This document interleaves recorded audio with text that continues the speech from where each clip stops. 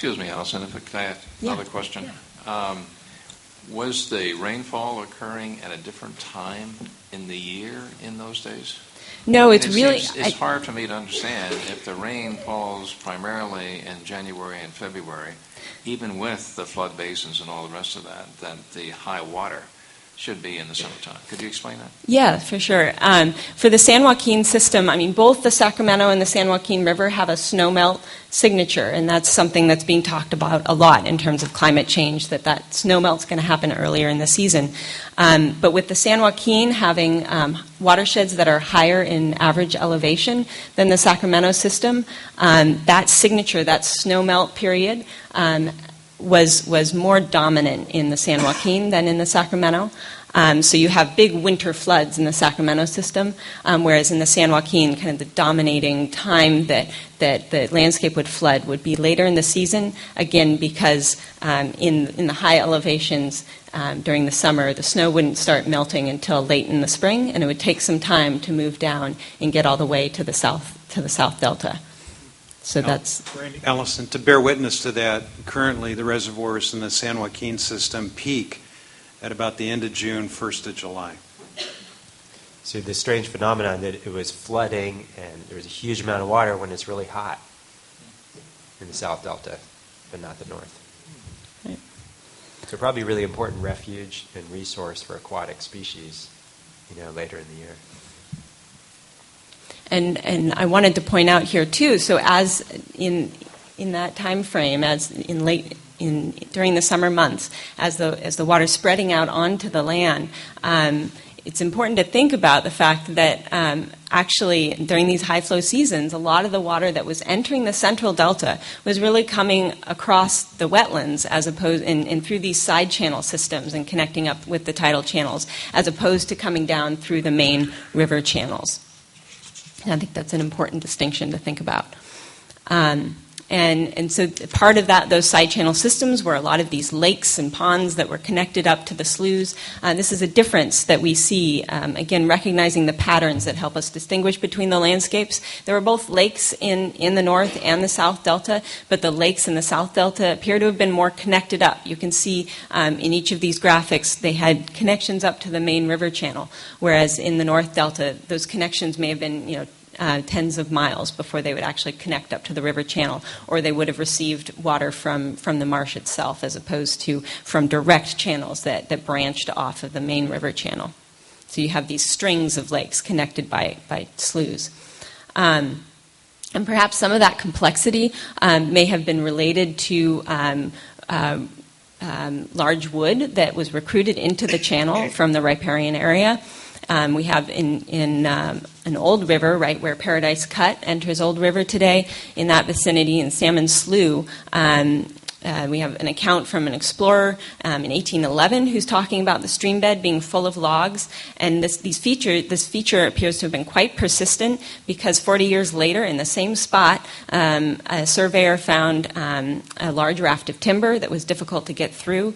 And then again, 40 years later, during the period of kind of wholesale reclamation in that area, they actually removed a lot of that driftwood and actually ended up rerouting the channel. The Old River Channel.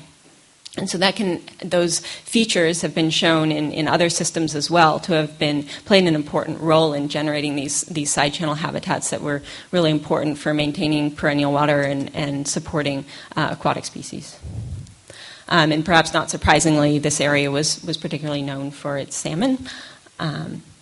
A number of early accounts. And as I was talking about earlier with this topographic complexity that was generated by these side channel systems coming off the river, you consequently have a lot of local scale detail when you're looking at the landscape. So this is a reconstruction from an 1851 General Land Office survey who's marching across Stewart Tract, where Stewart Tract is today. And this is in the driest part of the season, in October, and he's finding perennial water out there in the landscape. Also patches of tule and grass, certainly something that's somewhat difficult to imagine in Stewart Tract today. And then as he's entering the river, you see the wide riparian area of willows, and then as you get to the natural levees along the river, that's where it can support the larger oaks and other trees. So in summary, before Robin, I hope, has some time to get through and talk a little bit about its application, in thinking about distinguishing these areas. Again, you can't draw a single line. You can't say the top of, the middle of Grand Island is where the division is between Central and North Delta. It's really recognizing the patterns there and the processes underlying them. So with the Central Delta, you have this high degree of tidal influence where you see the pattern of the branching tidal channels and the different vegetation communities in comparison to the North Delta with floods wetting and connecting up the landscapes, where you have this shift from channels to lakes and riparian forest, versus the South Delta, where floods are still a very important part of the story, but you have more of these side channels that connect up the floodplain to the river.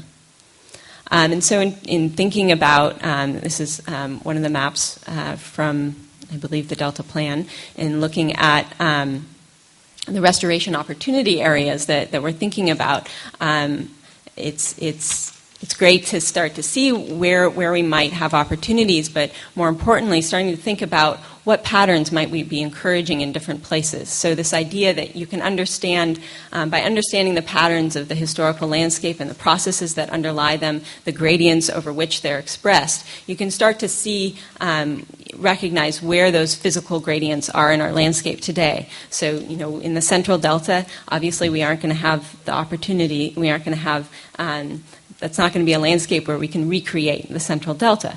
But there might be similar processes with sea level rise, similar areas or different areas where we might encourage those similar sorts of patterns that you saw in the Central Delta. And then you might also find new lands or different landscapes in the South Delta as opposed to the North Delta, depending on those physical gradients that underlie them. So we might be thinking about, for the Central Delta types of landscapes, thinking about appropriate elevation, the appropriate tidal energy as being an important part of the story. With the North Delta, as I mentioned, the opportunities with the Yolo bypass and with Cosumnes River, thinking about floodplain inundation, about downstream connectivity. And then with the North Delta, you have the space to have a dynamic river meandering and have that topographic complexity. Let me just